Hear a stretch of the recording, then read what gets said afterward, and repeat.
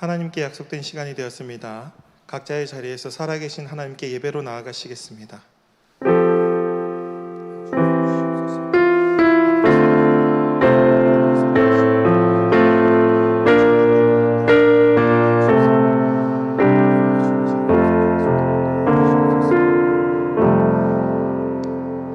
아버지께 참되게 예배하는 자들은 영과 진리로 예배할 때가 오나니 곧 이때라. 아버지께서는 자기에게 이렇게 예배한 자들을 찾으시느니라. 하나님은 영이시니 예배하는 자가 영과 진리로 예배할지니라. 예배 받으시기에 합당하신 하나님께 사도신경으로 우리의 신앙을 고백하겠습니다. 나는 전능하신 아버지 하나님 천지의 창조주를 믿습니다. 나는 그의 유일하신 아들 우리 주 예수 그리스도를 믿습니다. 그는 성령으로 잉태되어 동정녀 마리아에게서 나시고 본디오 빌라도에게 고난을 받아 십자가에 못 박혀 죽으시고 장사된 지 사흘 만에 죽은 자 가운데서 다시 살아나셨으며 하늘에 오르시어 전능하신 아버지 하나님 우편에 앉아 계시다가 거기로부터 살아있는 자와 죽은 자를 심판하러 오십니다. 나는 성령을 믿으며 거룩한 공교회와 성도의 교제와 죄를 용서받는 것과 몸의 부활과 영생을 믿습니다. 아멘.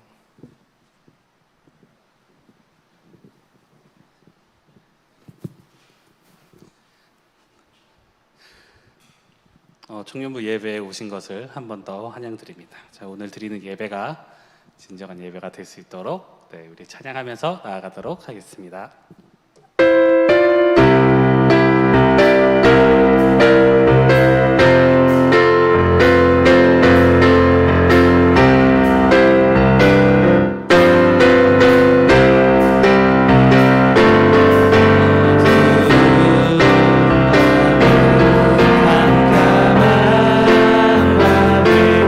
새벽을 찾아 떠난다.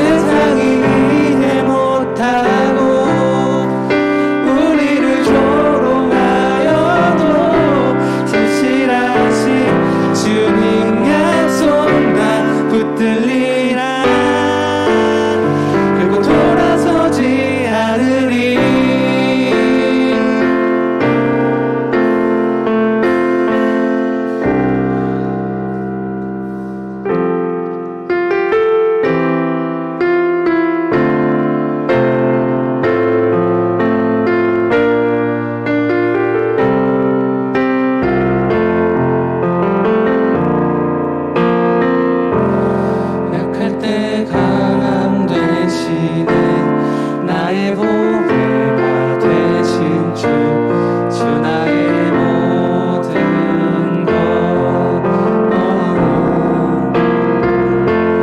주 안에 있는 보물을 나는 포기할 수 없네. 주 나의 모든 것.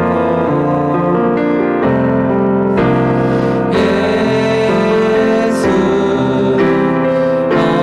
어린 양 존귀한 이름. 예수 어린 양 존귀한 이름. 한 번 더 찬양하겠습니다. 약할 때 강함 되시네. 나의 보배가 되신 주 나의 모든 것. 주 안에 있는 보물을 나는 포기할 수 없네. 주 나의 모든 것.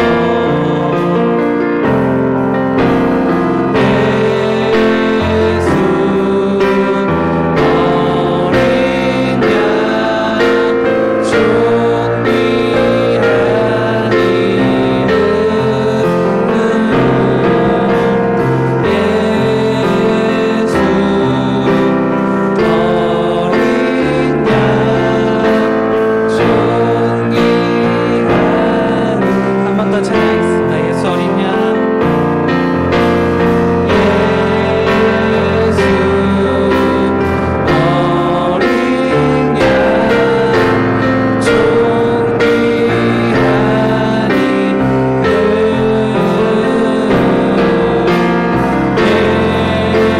예수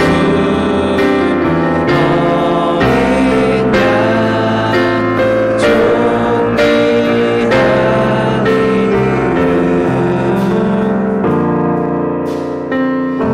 오늘 드리는 이 찬양이 찬양 가사처럼 제가 가장 약할 때 들었던 찬양이었던 것 같아요. 처음 군대 갔을 때 들었던 찬양이 실로암이었고, 그래서 사회에 나와서 사역을 하면서 들었던 찬양도 돌아서지 않으리. 그리고 이제 여름에 가장 약할 때 들었던 찬양이 약할 때 강함 대신에라는 찬양인데, 약할 때 여유가 없어져서 오히려 좀 더 예민해지고 더 악해지는 모습을 가끔 볼 때가 있어서 여러분들은 또 어떤지 한번 생각해 봤으면 좋겠습니다. 그리고 우리가 기도할 때 우리가 가장 힘들고 가장 어렵고 가장 약하다고 하는 이 시기, 이 코로나 시대에 한 번 더 주님께서 저희에게 힘이 되시고, 오히려 저희가 가장 낮고 저희가 가장 약할 때 비로소 주님이 저희를 사용하신다는 것을 한 번 더 믿으면서 우리를 사용하길 바라며 기도하며 청년부 예배를 한 번 더 나아가도록 하겠습니다. 하나님 아버지 감사합니다. 주님, 제가 제일 약할 때 제가 지금 이 상황 속에서 주님에게 기도드리고 예배 드립니다. 주님, 저희가 비록 약하지만 이렇게 진정으로 속으로서 약할 때 좀 저희를 낫게 하여 주시고, 이 낮은 상태에서 주님을 사용하신 것을 알게 하여 주시고 알게 하여 주시옵소서. 주님께서 저희가 자만하지 않게 하시기 위하여서 살 때까지 기다려 주시고, 그럴 때 다시 주님 저희를 사용하셔서 저희를 다시 위로해 주시고 저희를 다시 힘내주시는 것을 알게 하여 주시옵소서.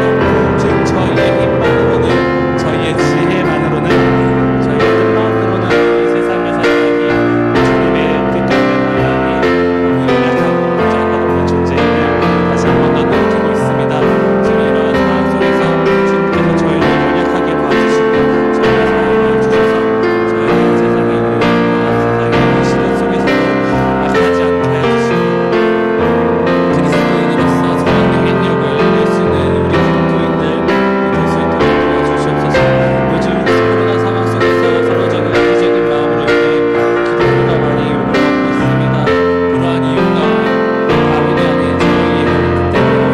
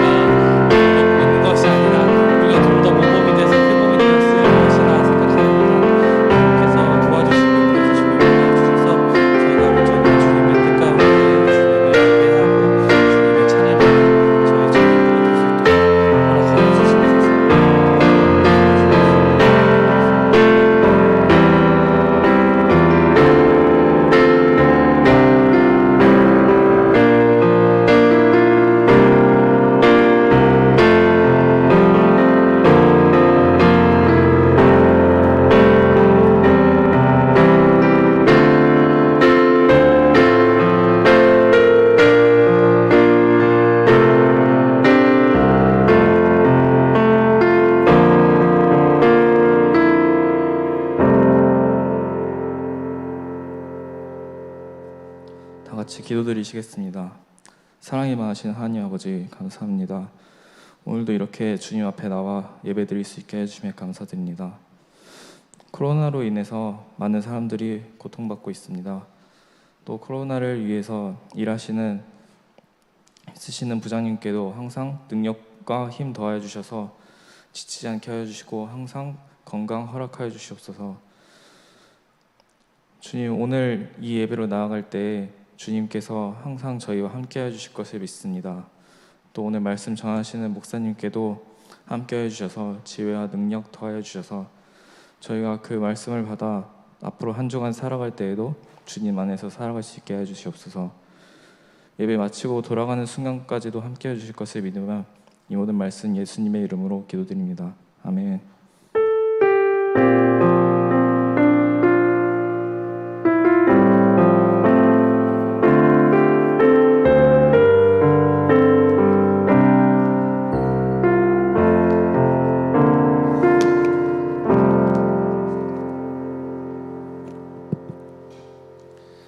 청년부 예배에 오신 모든 여러분들을 서로 축복하면서 찬양 부르도록 하겠습니다.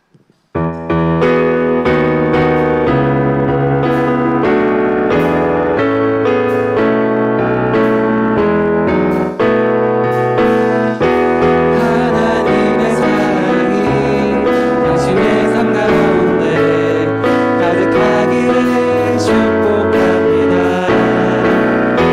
하나님의 은혜가 우리 가운데 가득하길 기도합니다.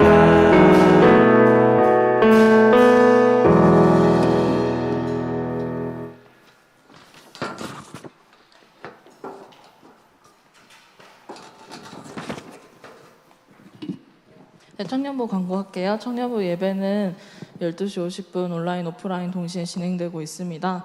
각자의 자리에서 각자의 환경에서 하나님과 약속된 시간에 함께 예배드리는 우리 청년부가 되었으면 좋겠습니다. 두 번째 광고는 청년부 기도회 광고입니다. 청년부 목요 기도회가 줌으로 8월 12일 목요일 8시 30분 줌에서 진행이 되고 있는데요. 우리 함께 모여서 기도하는 청년부가 되었으면 좋겠고요. 우리 6명이 되는 날에는 우리 김치호 장로님께서 맛있는 간식을 쏴주신다고 하셨으니까 우리 함께 이게 사람들이 퐁당퐁당 나와서 다 같이 힘을 합치면 6명이 될 수 있거든요. 힘을 모아서 우리 맛있는 간식 먹을 수 있는 기도회가 되었으면 좋겠습니다.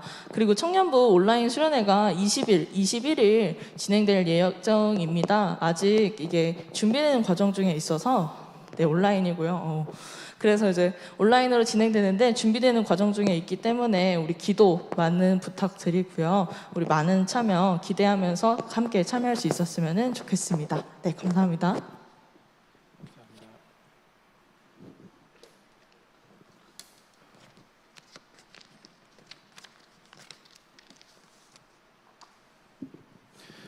네, 오늘 말씀은 사무엘상 24장 8절에서 15절까지 말씀입니다. 사무엘상 24장 8절에서 15절의 말씀 제가 봉독하겠습니다. 하나님의 말씀입니다. 그 후에 다윗도 일어나 굴에서 나가 사울의 뒤에서 외쳐 이르되 내 주 왕이여 하매 사울이 돌아보는지라 다윗이 땅에 엎드려 절하고 다윗이 사울에게 이르되 보소서 다윗이 왕을 해하려 한다고 하는 사람들의 말을 왕이 어찌 들으시나이까. 오늘 여호와께서 굴에서 왕을 내 손에 넘기신 것을 왕이 아셨을 것이니이다. 어떤 사람이 나를 권하여 왕을 죽이라 하였으나 내가 왕을 아껴 말하기를 나는 내 손을 들어 내 주를 해하지 아니하리니 그는 여호와의 기름 부음 받은 자이기 때문이라 하였나이다. 내 아버지여 보소서 내 손에 있는 왕의 옷자락을 보소서. 내가 왕을 죽이지 아니하고 겉옷자락만 베었은즉 내 손에 악이나 죄가가 없는 줄을 오늘 아실지니이다. 왕은 내 생명을 찾아 해하려 하시나 나는 왕에게 범죄한 일이 없나이다. 여호와께서 나와 왕 사이를 판단하사 여호와께서 나를 위하여 왕에게 보복하시려니와 내 손으로는 왕을 해하지 않겠나이다. 옛 속담에 말하기를 악은 악인에게서 난다 하였으니 내 손이 왕을 해하지 아니하리이다. 이스라엘 왕이 누구를 따라 나왔으며 누구의 뒤를 쫓나이까. 죽은 개나 벼룩을 쫓음이니이다. 그런즉 여호와께서 재판장이 되어 나와 왕 사이에 심판하사 나의 사정을 살펴 억울함을 풀어주시고 나를 왕의 손에서 건지시기를 원하나이다 하니라. 아멘. 이것은 하나님의 말씀입니다. 잠깐 기도하겠습니다. 주님, 우리의 마음을 여시어 우리가 말씀을 깨닫게 인도하여 주시옵소서. 예수님의 이름으로 기도드립니다. 아멘. 오늘은 악은 악인에게서 난다는 제목으로 하나님 말씀 증거하겠습니다. 다윗이 사울을 피해서 도망하던 중에 블레셋과 경계에 있는 유다 지파에 속한 성읍 그일라가 블레셋으로부터 침략을 당했다는 소식을 들었습니다. 지난주의 복습입니다.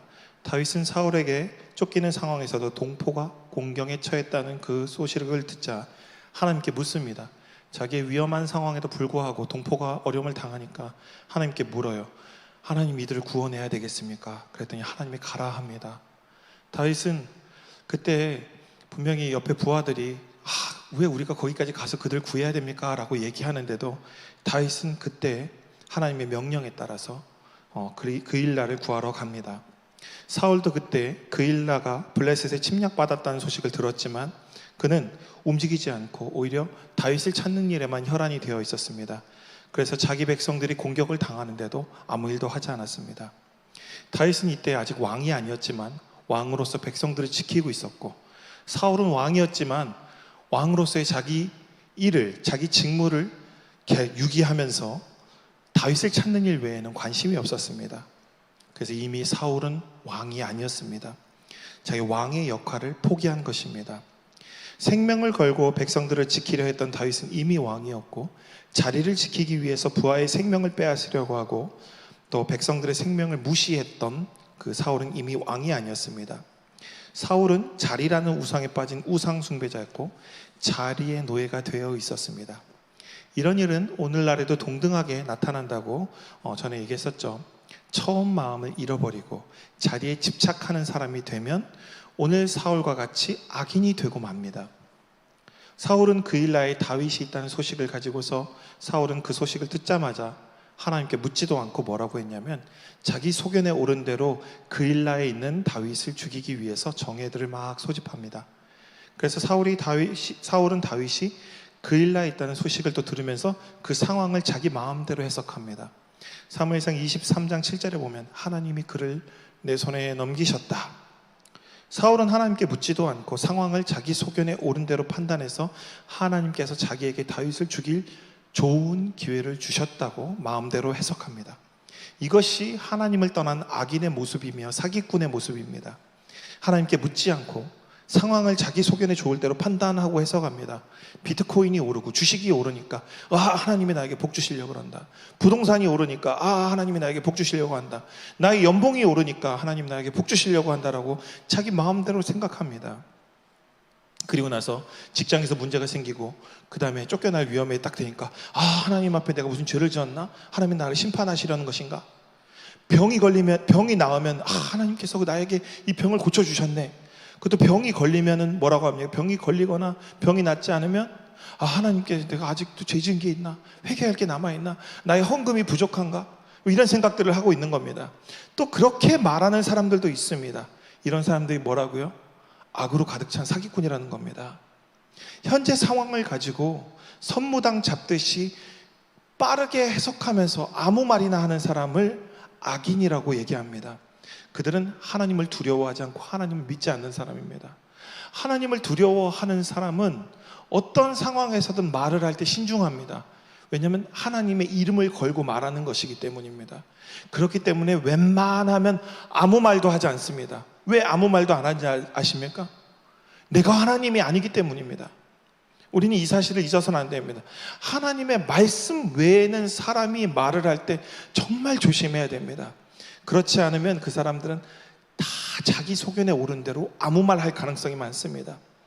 그래서 오늘 말씀에서 하나님을 진실로 믿는다면 좀 전에 얘기한 것처럼 쉽게 답을 내놓으면 안 됩니다. 자기 백성이 침략을 당하고 약탈을 당하는데도 꼼짝도 안 하던 사울이 다윗이 나타났다고 하니까 신나서 다윗을 잡으러 가면서 자기 마음대로 그 상황을 하나님께서 내게 좋은 기회를 주셨다라고 말하는 것은 그 안에 하나님을 두려워하지 않고 하나님을 무시하고 그 안에 악으로 가득 찼기 때문에 그런 말을 하는 겁니다. 상황에 따라서 자기 마음대로 해석하는 사람들은 하나님을 두려워하지 않는 사람입니다. 하나님을 두려워하면 상황에 따라 일희일비하지 않고 그 자리에서 하나님 앞에 엎드려 기도하며 묻습니다. 하나님, 이것이 저에게 좋은 일로서 주시려고 하시는 것입니까? 아니면 이 일을 통해서 혹시 내게 나쁜 일이 생길 수도 있지 않겠습니까? 내가 이때 어떻게 해야 되겠습니까? 묻는 것입니다. 이때 사울은 다윗과 함께 다윗을 잡으러 오면서 이 그일라 성읍도 멸망시키려고 했습니다.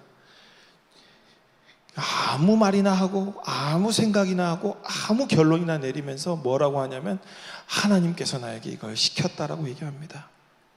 그러니까 이전에 놉당의 대제사장의 아히멜렉이 다윗에게 떡과 골리앗의 칼을 줬다고 그 제사장과 85명의 놉당에 있는 제사장들을 다 죽인 사람입니다. 사울은 다윗만 죽일 수 있다면, 그 목적을 이룰 수 있다면 모든 수단과 방법을 가리지 않습니다. 세상 상황을 마음대로 해석하는 사람이 또 악인이고, 그 다음에 수단과 방법을 가리지 않는 사람 역시 악인입니다. 수단과 방법을 가리지 않고 선한 일을 하는 사람은 선인일 수 있습니다. 그런데 수단과 방법을 가리지 않을 때 선한 일도 악한 일이 될 수 있습니다. 오늘 수단과 방법을 가리지 않고 무언가 하는 사람, 이 사람은 선한 일을 해도 악한 사람일 가능성이 있습니다. 수단과 방법을 가리지 않고 해라, 이것은 웬만하면은 정상적인 방법이 아니기 때문에 웬만하면 악입니다. 그래서 다윗은 그 소식을 듣고, 사울은 자기 마음대로 했는데 다윗은 하나님께 묻습니다. 하나님, 제가 이 상황에 어떻게 해야 되겠습니까? 내가 이 그일라 백성들을 어떻게 해야 되겠습니까?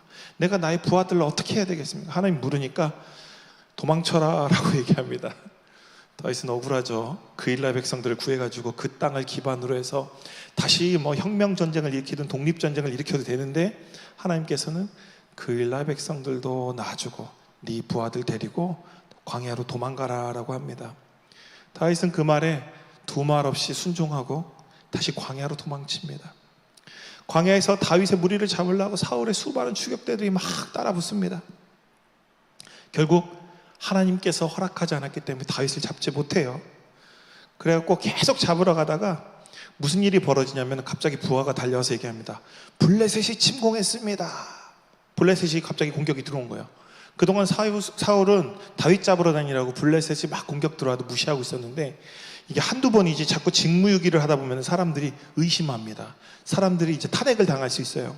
그래서 다윗은 이제 좀 자기가 더 여기서 직무유기를 하면 탄핵당할까봐 블레셋을 치기 위해서 군대를 돌립니다. 왜냐하면 하나님께서는 이 사울이 다윗을 잡는 걸 원하지 않으셨기 때문이에요.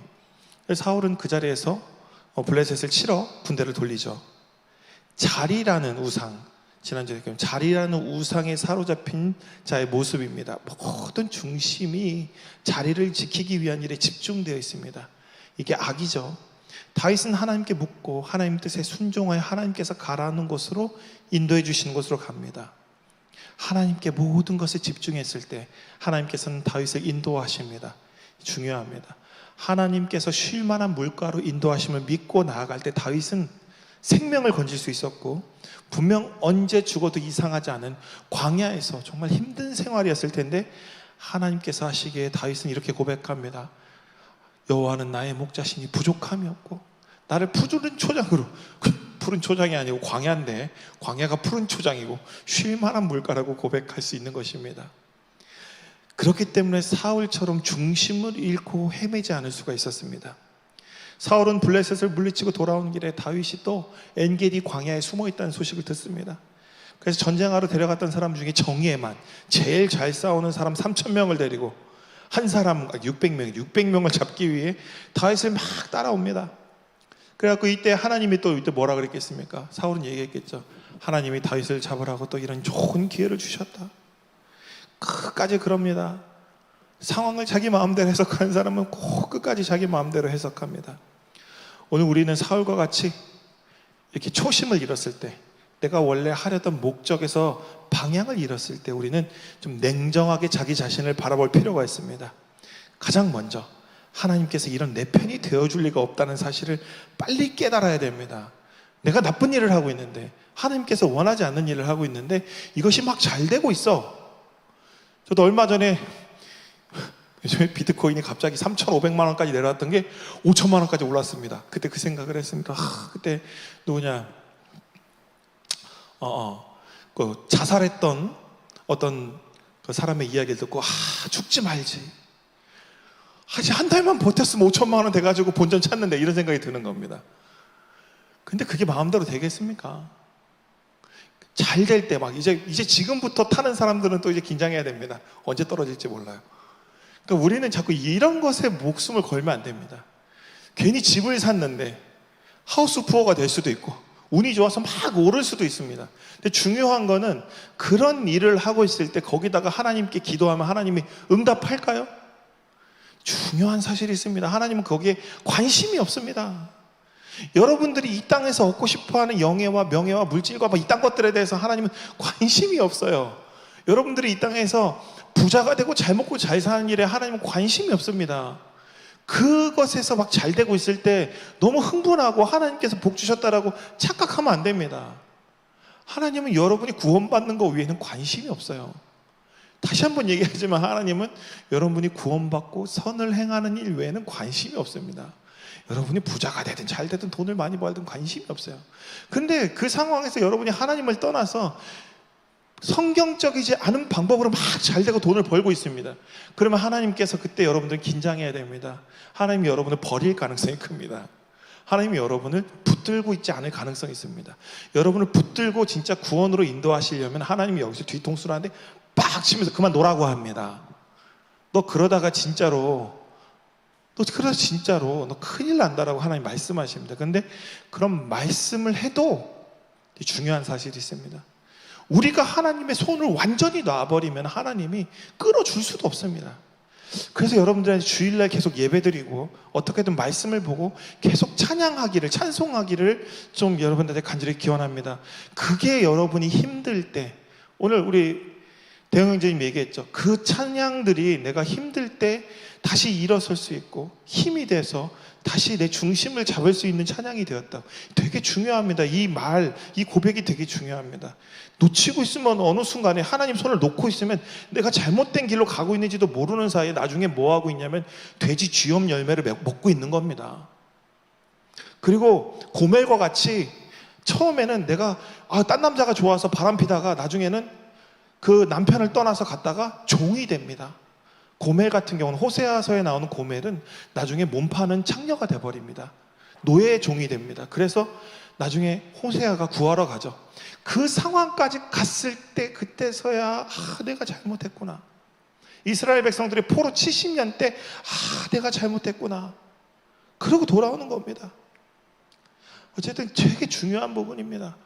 계속 말씀으로 우리 자신을 자꾸 하나님 붙들고 있어야 됩니다. 그래야 잘못된 길에 들어서지 않고 하나님께서 정말 안타까워하시는 멸망의 구렁텅이 수월에 들어가지 않게 되는 겁니다. 그렇게 다윗을 쫓다가 이제 사무엘상 이제 오늘 말씀 이제 24장 3절에 이제 갑자기 뒤가 마려운 겁니다. 그래서 사울이 화장실이 없으니까 그 당시에는 화장실이 없었습니다. 참 웃긴 게 히브리 말 중에 남자를 뭐라고 하는지 아십니까? 그 당시에는 공공위생이 안 좋아서 남자를 뭐라고 하냐면은 벽에다가 서서 오줌 싸라는 사람이 남자입니다. 그게 진짜 그렇게 돼 있어요. 원어를 해석하면은 벽에 서서 오줌 싸는 사람이 남자예요. 이 당시 때 아무 데서나 똥을 쌌습니다. 근데 그냥 또 왕이니까 보는 데서 엉덩이를 까고 쌀 수가 없으니까 동굴에 들어가서 볼일을 보는 겁니다. 동굴에서 보는데 이때 똥을 싼다는 걸 어떻게 표현했냐면 발을 가리운다 그랬어요. 왜냐하면 옷을 옛날에는 어떻게 입었는지 아십니까? 통옷을 입었어요. 통옷을 입으면서 이제 주저앉으면 어떻게 됩니까? 이 옷이 발을 가리는 거예요. 그래서 똥 싸러 가면 발을 가린다고 얘기하는 겁니다. 웃기죠? 그래서 이 당시 사울은 자기 적들에게 모든 걸 보여줬어요. 이때 그랬겠죠. 안 본 눈 삽니다. 이랬겠죠. 안 본 눈 산다고.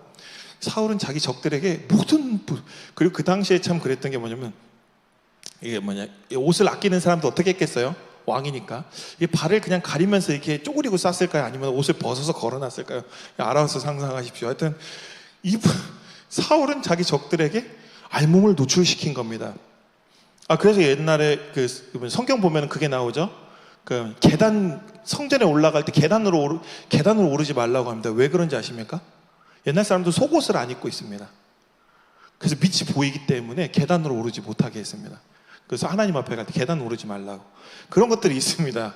그래서 긴박한 상황이 이제 부하들이 이때 뭐냐면 사울은 보통 옛날에는 그랬나 봐요. 이때는 사울은 응가만 한 게 아니라 볼일을 보러 가서 아유 이제 시원하게 일도 봤으니 낮잠도 자야지 하고 그 볼일 오래 보셨던가 두 가지 변비가 있었든지 볼일을 오래 보시고 아니면 잠깐 쉬었던 것 같습니다.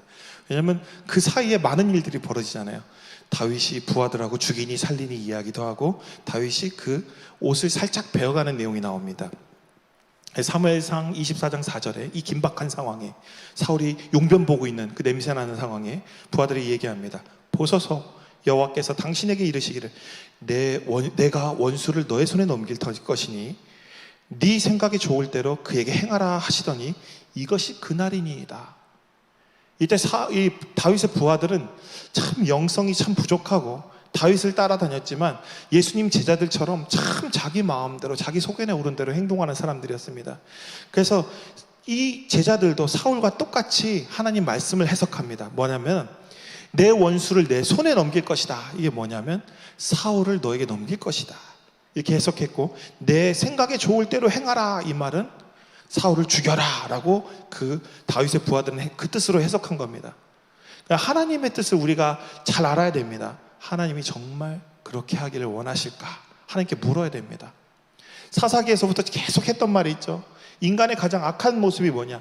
자기 소견에 옳은 대로 행하더라. 이미 예언 그 자체가 문제가 있습니다. 하나님은 결코 우리에게 자기 소견에 옳은 대로 행동하라고 말씀하실 리가 없습니다. 그렇게 됐을 때 100% 우리는 죄를 저지릅니다. 그래서 예언에 내 생각에 좋을 대로 행하라는 거 하나님께서 말씀하실 리가 웬만하면 없습니다. 그 원수 갚으라고 할 일이 없다는 겁니다. 왜냐하면 우리가 원수를 갚으면 어떻게 갚습니까? 제가 대형 형제한테 한 대 맞으면 어떻게 해요? 2대 때리고 싶잖아요. 그렇죠? 여러분들 저한테 한 대 맞으면 한 3대쯤 때리고 싶잖아요. 그런 겁니다. 사람의 마음이. 그리고 제가 대형 형제한테 한 대 맞았는데 2대 때리고 싶을 때 옆에 있는 친구가 와서 대형 형제랑 제가 더 원한이 있습니다. 제가 10만 원을 드릴 테니 5대 때려주십시오. 그러면 제가 어떻게 하겠습니까? 5대를 때리겠죠. 근데 옆에 있는 친구가 내가 100만 원 줄 테니 그냥 용서해주라 그러면 10만 원 안 받고 100만 원 받고 어떻게 용서해 주겠죠. 사람의 마음이 이렇습니다. 자기 소견에 행하는 대로 이게 우리나라의 현실 법정에 일어나는 일 아니겠습니까? 내가 진급하면은 죄인도 무죄로 만들고 내가 진급이 안 되면 내 진급이 떨어지더라도 정의 구현하려면 어떻게 돼요? 옷을 벗어서 변호사 돼야 되고 이게 현실입니다. 그래서 자기 소견에 옳은 대로 하고 사람들은 살면은 웬만하면은 정상적으로 살 수가 없습니다. 다 죄를 짓습니다. 근데 세상에서는 성공하려면 어떻게 되죠? 자기 소견에 옳은 대로 적당히 눈치 보면서 남의 소견을 맞춰가면서 살아야 되죠. 그러면 뭐냐? 오늘 말씀에 죄 짓는다는 겁니다. 죄인입니다. 악이 되는 겁니다. 사울을 죽이라는 부하들의 선동에 다윗은 요동하지 않습니다. 이게 바로 믿는 사람의 모습입니다. 정의 구현을 위해 하나님의 공의와 정의가 이 땅에 마르지 않는 샘물과 흐르도록 하기 위해서 다행히 다윗이 대장이었습니다. 여러분 쫄병일 때는 조심해야 돼요. 대장이었기 때문에 이게 가능합니다. 자신도 그와 똑같은 예언을 들었을 수 있습니다. 그러나 그 예언의 말씀을 내 마음대로 해석해서 사울을 죽여도 된다라고 다윗은 받아들이지 않습니다. 하나님께서 분명 사울을 죽여도 된다고 하셨다면 분명 말씀하셨을 거거든요. 우림과 둠밈을 통해서라도 예언자를 통해서라도 꿈을 통해서라도 말했을 텐데 아무 말씀도 없었기 때문에 다윗은 사울을 죽이지 않습니다. 그리고 옷자락만 살짝 베는데 그것도 마음이 불편해요. 그래서 다윗은 여기 5절 말씀에 보면은 그 마음이 찔립니다. 이것마저도 내가 하면 안 되는데 이걸 내가 왜 했을까? 그러면서도 왜냐하면 부하들을 위해서 그리고 앞으로 사울을 위해서 이것을 행하는 것입니다. 자기는 불편합니다. 이것도 하나님한테 물어보지 않은 것 같아요. 하나님 이걸 해도 될까? 내가 이걸 해도 될까? 자기 소견에 옳은 대로 결국 이건 행동한 것이거든요. 왜냐하면 이걸 안 해도 자기가 사울에게 전하고자 하는 다윗이 사울을 살려줬다라는 그 메시지는 전할 수 있었습니다. 다윗의 부하들은 다윗의 이와 같은 행동이 마음에 안 들었어요. 그래서 뭐라 하냐면 내가 사울을 직접 죽일래요. 당신이 안 하더라도 저 사람은 내 부모님을 내 가정을 모든 것을 빼앗아간 나쁜 악인입니다. 내가 죽일 거예요 라고 얘기했던 부하들이 있는데 그 부하들을 다윗이 설득합니다. 뭐라고 하냐면 내가 손을 들어 여호와의 기름 부음 받은 내 주를 치는 것은 여호와께서 금하시는 것이니 그는 여호와의 기름 부음 받은 자가 됨이라. 그래갖고 그 부하들에게 이 사람이 누구인지 다시 한번 인식시켜 줍니다. 여호와의 기름 부음 받은 자를 치는 것은 하나님과 대적하는 것이다. 하나님께 정면 도전하는 것이다. 야, 너희들 정신 차려라. 선 넘으면 하나님께서 너희들에게 벌을 내릴지 모른다. 그러면서 부하들을 설득합니다. 이때 부하들은 깨닫죠. 사울은 원수이기도 하지만 하나님께서 기름 부음 받은 자다. 이거 하나님이 심판하실 것인데 우리가 먼저 손을 댔다가는 우리도 큰 벌을 받겠다 해서 다윗의 부하들은 이제 뒤로 물러납니다. 이제 사울이 이제 볼일을 다 보고 낮잠도 한숨 자고 돌아가려고 할 때 다윗이 멀리서 사울을 부릅니다. 그리고 그게 오늘 말씀입니다. 이때 다윗이 사울을 부르는 건 정말 위험한 행동이었습니다. 사울의 정예가 3,000명이 다 깔려 있습니다. 바로 올라오면 잡혀 죽을 수도 있어요.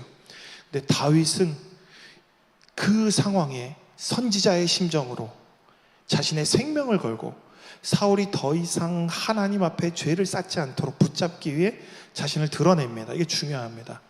우리는 원수를 봤을 때 원수한테 너 그냥 나 가다가 죽어라 막 이런 생각을 하지만 다윗은 사울을 위해서 늘 기도하고 묵상하고 찬송하면서 이 사람이 어떻게 하나님께 돌아갈까 기도하던 그런 사람이었습니다.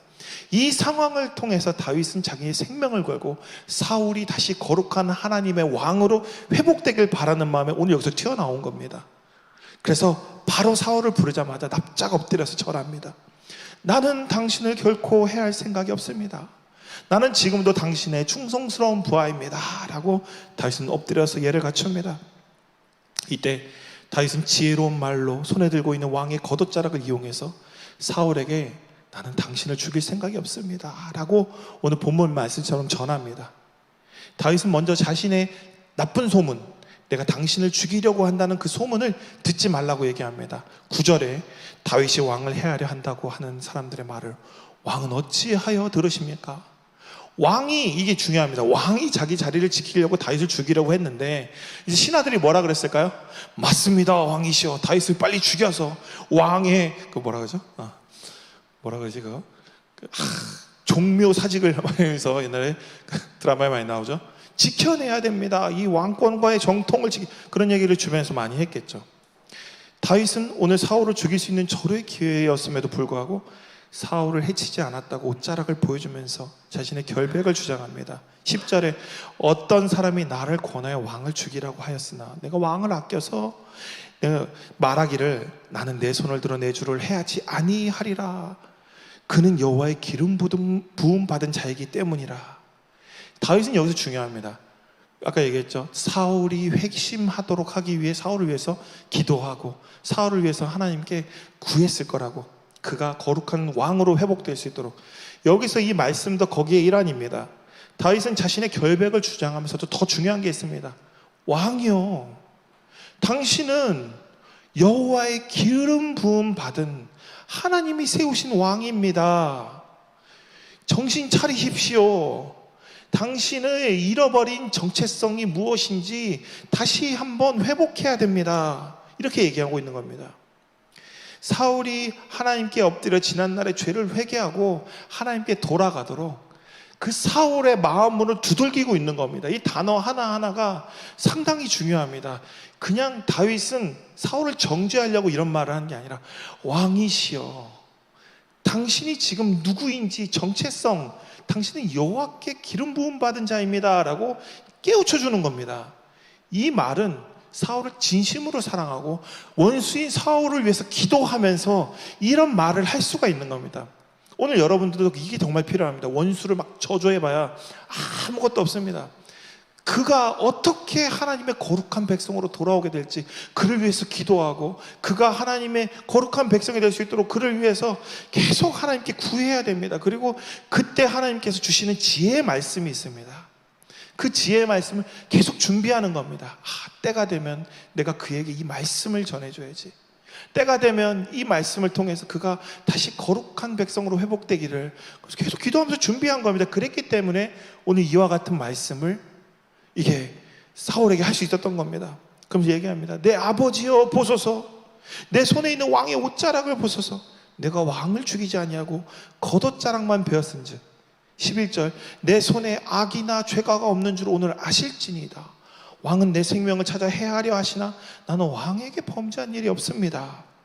다윗은 자신의 결백을 주장합니다. 나는 왕에게 범죄한 일이 없습니다. 이 말은 뭐냐면 왕이여 공평하고 공정한 재판을 하는 것이 왕의 본분이지 않습니까? 다윗은 또 사울을 아버지라고 부릅니다. 실제 장인어른 맞습니다. 그래서 아버지라고 불렀지만 아버지란 당시 고대 근동에서 아버지, 왕을 아버지라고 부릅니다. 백성들의 아버지와 같은 역할을 해야 된다라고 떠올리라고 그것을 종용하고 있습니다. 또다시 사울의 마음문을 다시 두들기고 있습니다. 당신은 이 이스라엘 백성의 아버지십니다.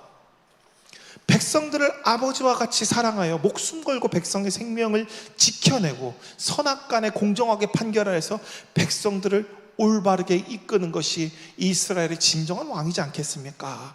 그런 의미를 담고 다윗이 말하고 있는 겁니다. 그러면서 하는 말이 뭐냐면 제발 그만 악에서 돌아서십시오. 사울도 다윗이 자신을 해치려 한다는 의도가 없으면 이때 확인합니다. 이때 겨우 깨닫습니다. 지난날 왕의 자리를 노린다는 생각이 자신의 자리를 잃을지도 모른다는 불안감으로부터 생겨난 허상임을 깨닫게 됩니다. 그 다윗은 12절에 이 모든 일에 대해서 하나님이 선악간에 판단하실 것이다. 이것은 협박하는 게 아닙니다. 어떻게 도망자인 다윗이 사울을 협박하겠습니까? 선지자의 마음으로 그가 심판을 하나님 앞에 심판당하지 않도록 제발 돌이키십시오. 하나님께서 당신을 심판하려고 지금 바로 옆에 들고 계십니다. 심판의 검을 옆에 들고 서 계십니다. 그만 죄에서 제발 죄를 짓는 일을 그만 내려두십시오라고 얘기하는 겁니다. 그럼 다윗은 다시 얘기하죠. 내 손으로 왕을 해치는 일은 결코 없을 것입니다. 그러니 제발 왕이시여 그런 걱정하지 마시고 왕의 본분으로 돌아가십시오. 오늘 13절부터 진짜 다윗이 사울에게 하고 싶은 말입니다. 악은 악인에서 난다 했습니다. 이게 속담을 얘기합니다. 악은 악인에서 난다. 오늘 설교 제목이죠. 다시 한번 다윗은 또 여기서 내 손으로 왕을 해하지 아니하리다. 이는 내가 악으로 당신에게 복수하지 않겠다. 내 소견에 따라 당신을 죽인다면 내가 악인이 되는 것이다. 그런 의미를 가지고 있습니다. 성경은 복수를 인정하지 않습니다. 심판은 하나님께만 있기 때문입니다. 우리는 심판자가 돼서는 안 됩니다. 그때부터 우리는 사울과 같이 되는 겁니다. 자기 소견에 옳은 대로 판단해서 내 마음대로 행동하는 겁니다. 남들이 이렇게 하니까, 남들이 이렇게 해서 돈 벌었다고 하니까, 남들이 이렇게 해서 성공했다고 하니까 그냥 자기 자식이 수준이 어떤지도 모르고 하루에 학원에 20개씩 30개 하루에 1시간 반밖에 안 재우면서 학원을 보냅니다. 그러니까 애가 병이 드는 거예요. 애가 병이 들어. 그리고 또 자기도 어떻게 합니까? 남들이 투자했다 그러니까 다 같이 신나가지고 있는 돈 없는 돈 끌어다가 대출까지 받아서 투기를 합니다. 그리고 돈을 잃으면 하나님 왜 저 사람은 예수 믿어서 부자 됐는데 왜 나는 예수 믿었는데 이런, 하나님 관심이 없습니다. 다시 한번 얘기하지만 제발 하나님 앞에 그런 거 구하지 마십시오. 하나님이 뭐라고 하냐면 답답해 하실 겁니다. 왜 너는 그거 공의와 정의는 구한 적이 없고 화장실에 붙어있죠. 왜 너희는 공의와 정의를 구하지 않고 명예와 재물과 복과 왜 이렇게 배우자, 너의 인생을 편하게 하는 배우자만 생각하느냐. 하나님이 답답해 하십니다. 그래서 여기서 다윗은 자신의 정당함을 말함과 동시에 사울을 악인이라고 말하고 있습니다. 여기서 중요한 것은 다윗은 사울을 악인으로 정죄하려는 게 절대 아닙니다. 스스로 악인임을 깨닫고 회개할 수 있도록 그 마음문을 자꾸 두드립니다. 그만하십시오 왕이시여, 당신 지금 죄 짓고 있습니다. 당신이 하는 건 악입니다. 이거를 대놓고 말하는 게 아니라 아주 세련된 말로 그가 깨달을 수 있도록 자꾸 실마리를 던져주는 겁니다. 이게 정말 지혜 있는 자가 말하는 겁니다. 대놓고 야 너는 죄인이야 이렇게 얘기하면 뭐라고 합니까? 반대로 반사하겠죠. 나만 죄인일 것 같아, 너도 죄인이지, 정죄하지 말라고 반사를 할 겁니다. 근데 그게 아니고 회개하고 돌아올 수 있도록 자꾸 그 마음문을 두들기는 겁니다. 14절에 이렇게 얘기합니다. 이스라엘 왕이 누구를 따라 나왔으며 누구를 뒤쫓나이까? 죽은 개나 벼룩을 뒤쫓음이니까? 뭐라고 얘기하면 다윗은 나는 죽은 개나 벼룩과 같은데 당신 나 같은 사람을 못하러 쫓으십니까? 다윗은 자신을 낮추는 것이기도 하지만 왕에게 당신이 원래 해야 하는 일이 무엇인지 다시 한번 떠올리십시오. 지금 이렇게 이곳에서 한가하게 나를 쫓을 시간이 어디 있습니까? 왕이요, 왜 나 쫓아오니라고 시간을 낭비해서 당신의 백성들을 구원하지 않으시고 당신이 해야 될 그 임무를 왜 완수하지 않으며 당신은 책임을 도외시하면서 지금 왜 쓸데없는 곳에서 시간 낭비하고 계십니까? 왜 당신은 그 일날을 구출하지 않았습니까? 왜 당신은 당신의 이 땅의 백성들을 방치하셨습니까? 왜 당신은 높당의 제사장들을, 왜 하나님께서 기름 부은 제사장들을 죽였습니까? 이 얘기를 이 한마디 안에 다 넣어놓고 있는 겁니다. 막 우리 그 악마 판사처럼 계속 이렇게 막 이렇게 한다고, 막 이렇게 추궁하고 죄를 막 증거를 내놓는다고 그 사람이 고백하는 거는 반쪽짜리입니다.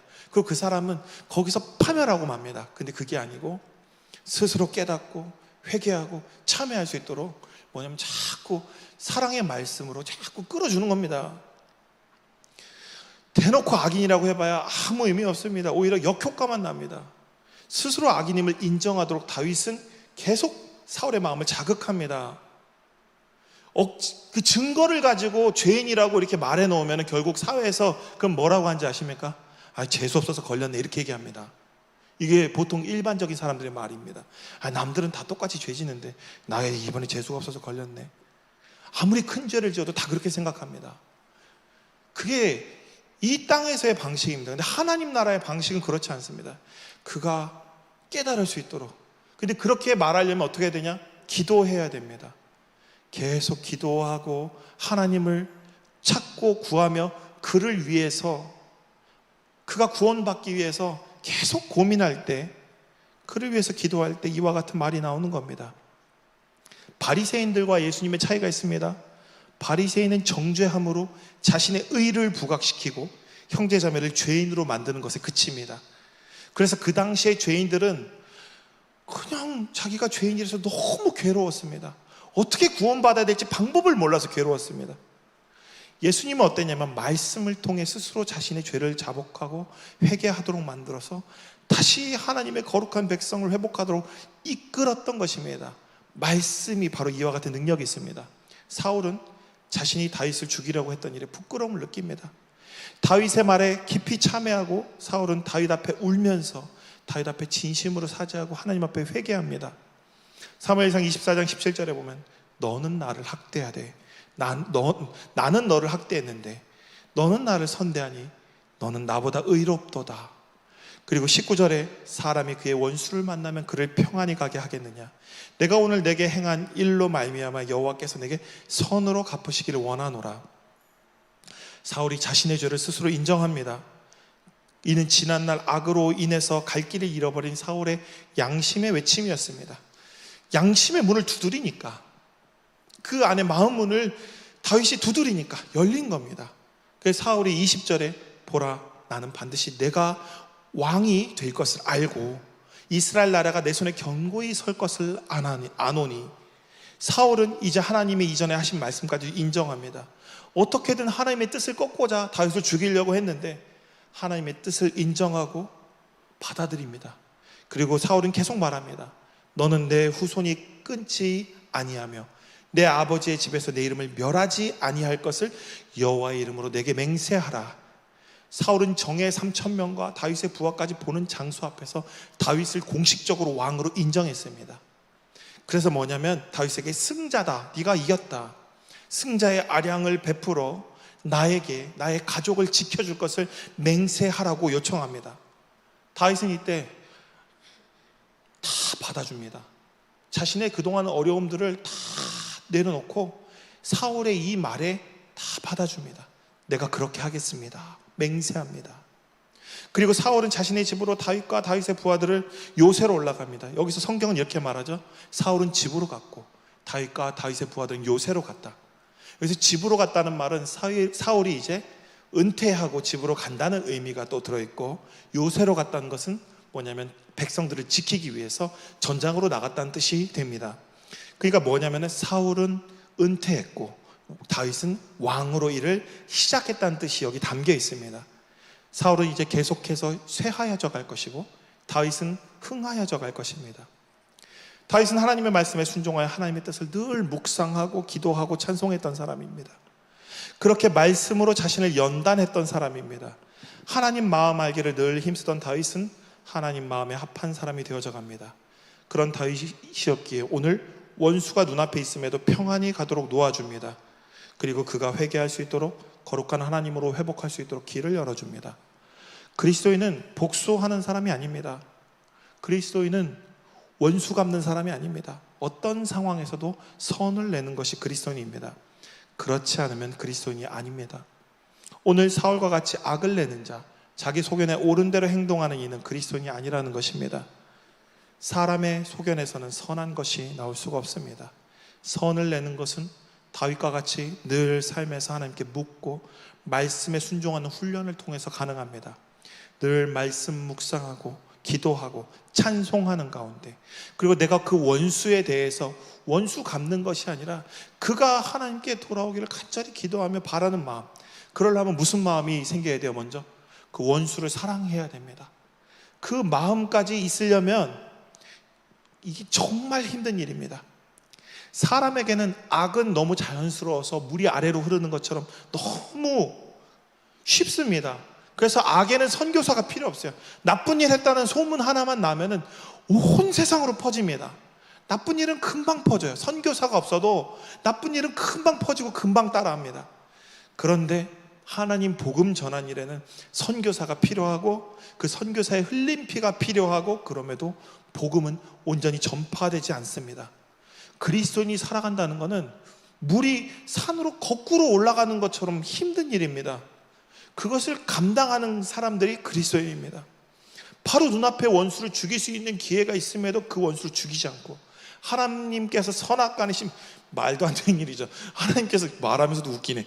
하나님께서 선악간에 심판하실 것을 믿고 오히려 원수에게 선을 베푸는 것, 말이나 됩니까? 그렇기 때문에 그리스도인이 되는 것은 흐르는 강물을 거꾸로 오르는 연어처럼 거꾸로 올라가는 일입니다. 그리고 그 생명이 다하고 나서 연어가 죽을 때 어떻게 합니까? 그렇게 거꾸로 올라서 뭐 합니까? 알을 낳고 오죠. 새로운 생명의 씨가 뿌려지는 겁니다. 그 글을 살려서 돌려보내는 것입니다. 이게 하나님 하신 일입니다. 여기서 더 나아가서 그가 진실로 참회하고 하나님께 돌아왔을 때 받아주는 겁니다.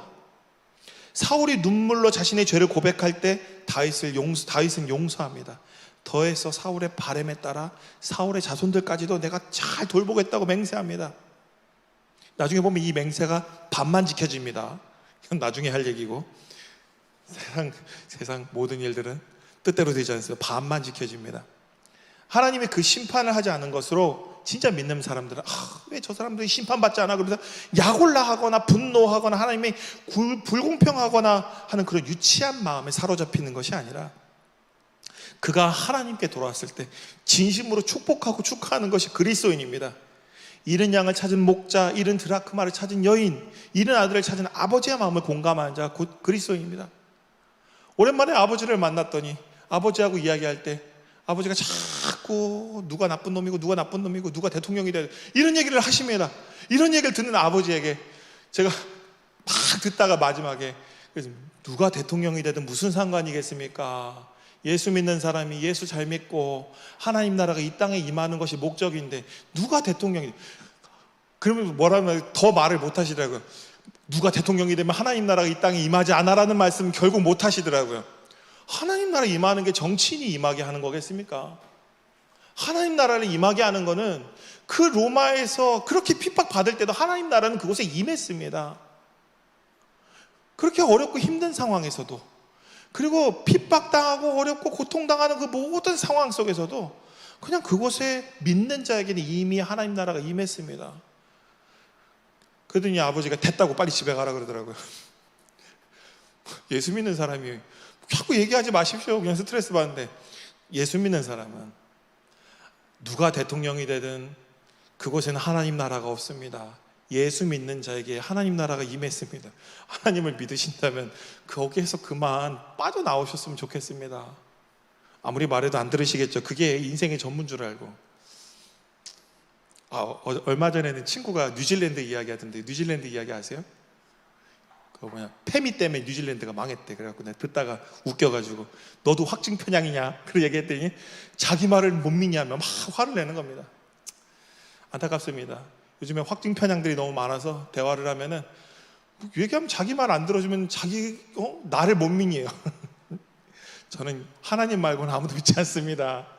하나님과 성경 외에는 아무도 믿지 않습니다. 여러분들도 그랬으면 좋겠습니다. 그러면 덜 힘들어요. 덜 힘들어. 세상 사는 게 좀 덜 힘들어. 그리고 구원이 여러분의 가까이 있고요. 그리고 그런 확증 편향인 사람들을 위해서 기도가 나옵니다. 저 사람이 저기에 연연해하지 않고, 자꾸 그 친구가 얘기야. 우리나라가 페미 천국이 되면 네 아들은 어떡하냐 그랬더니 지가 알아서 잘 살겠지. 뭔 상관입니까? 그리고 다음 세대는 그때 내가 없어. 내가 없는 데까지 신경 쓰지 말고 지금 당장 내 옆에 하나님 나라 만드는 거에 좀 우리는 신경을 썼으면 좋겠습니다. 참 그리스도인 되는 거는 힘듭니다. 그래서 되게 중요한 거는 이 바울이 많은 초대교회 교인들과 기독교인들을 박해했고, 그리고 스데반을 죽였습니다. 그런데 모든 사람이 두려워할 때 바나바가 바울을 받아들였죠. 그때 바울이 됐습니다. 오늘 우리는 이 원수를 사랑하는 것이 얼마나 큰 능력이 있는지 성경에서는 계속 그걸 이야기합니다. 다윗은 자신의 힘과 능력으로 왕이 되려 하지 않았습니다. 오늘 말씀이 이제 이후로도 계속 그게 나옵니다. 하나님의 때가 올 때까지 기다립니다. 그는 증오심으로 스스로 자신을 망가뜨리지 않습니다.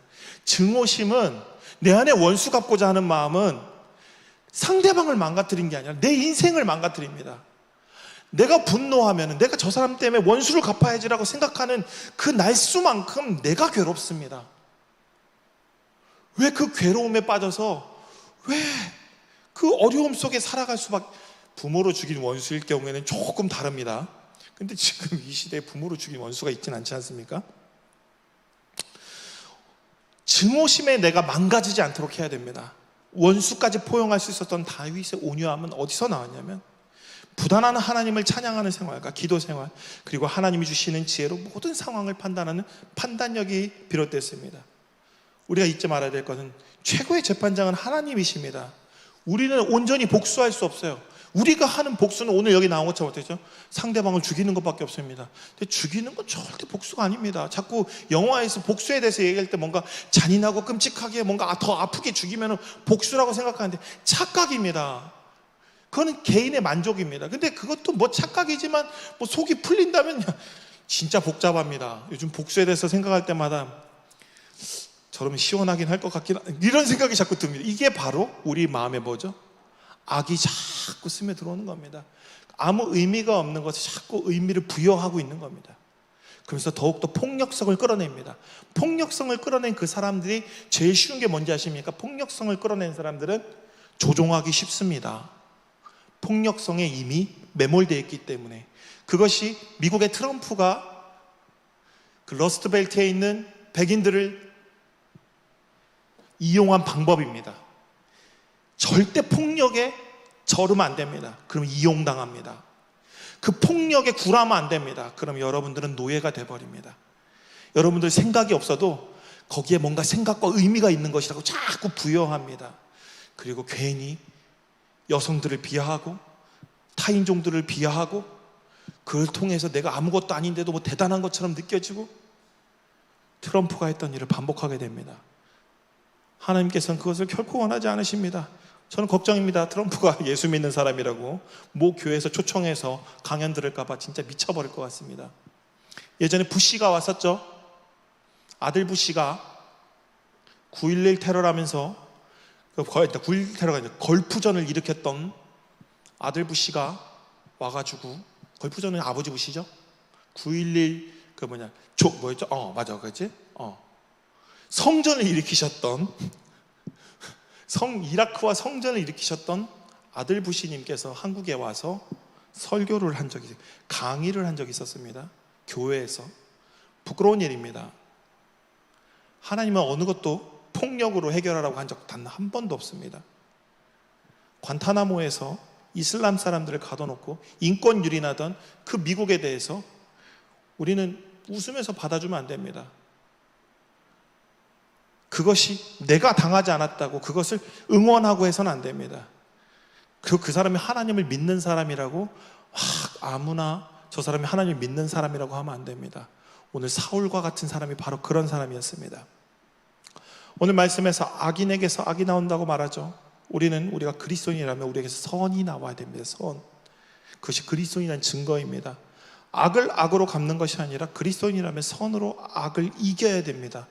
요한일서 5장 4절에 나옵니다. 무릇 하나님으로부터 난 자마다 세상을 이기느니라.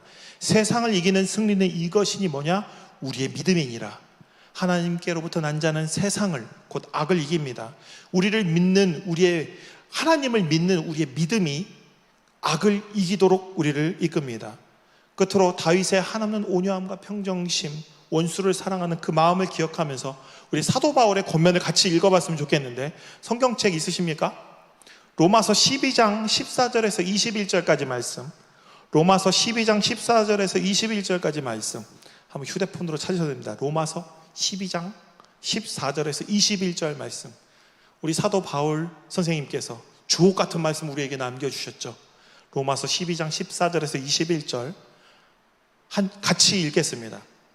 찾으셨죠? 시작. 너희를 박해하는 자를 축복하라. 축복하고 저주하지 말라. 즐거워하는 자들과 함께 즐거워하고 우는 자와 함께 울라. 서로 마음을 같이하며 높은 데 마음을 두지 말고 도리어 낮은 데 처하며 스스로 지혜 있는 채 하지 말라. 아무에게도 악을 악으로 갚지 말고 모든 사람 앞에 선한 일을 도모하라. 할 수 있거든 너희로서 모든 사람과 더불어 화목하라.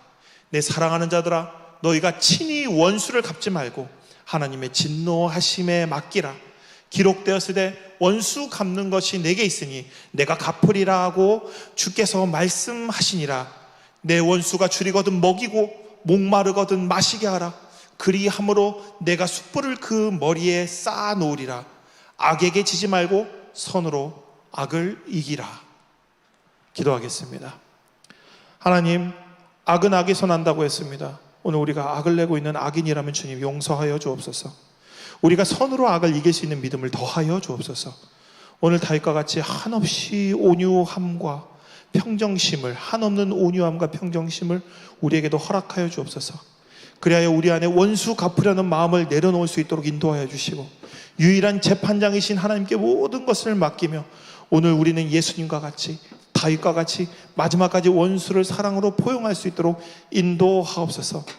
이외에도 우리에게서 나오는 악한 것들이 있다면 말씀으로, 기도로, 찬송함으로 삶 가운데서 연단하여 주셔서 우리가 마침내 선을 내는 진정한 그리스도인 다 될 수 있도록 인도하여 주시옵소서. 한 주간도 우리 청년들 지켜주시고 삶의 자리 가운데 온전한 그리스도인을 살기 위해 애쓰고 발버둥칠 때 주님께서 능력을 주시고 은혜를 주시고 함께 하여 주셔서 넉넉히 모든 상황 가운데 승리하는 우리 청년들 다 될 수 있도록 인도하여 주시옵소서.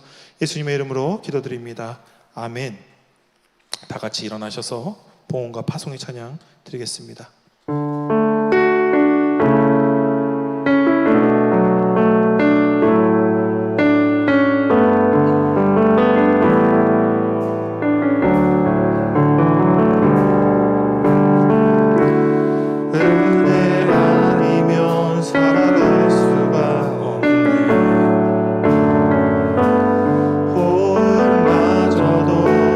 주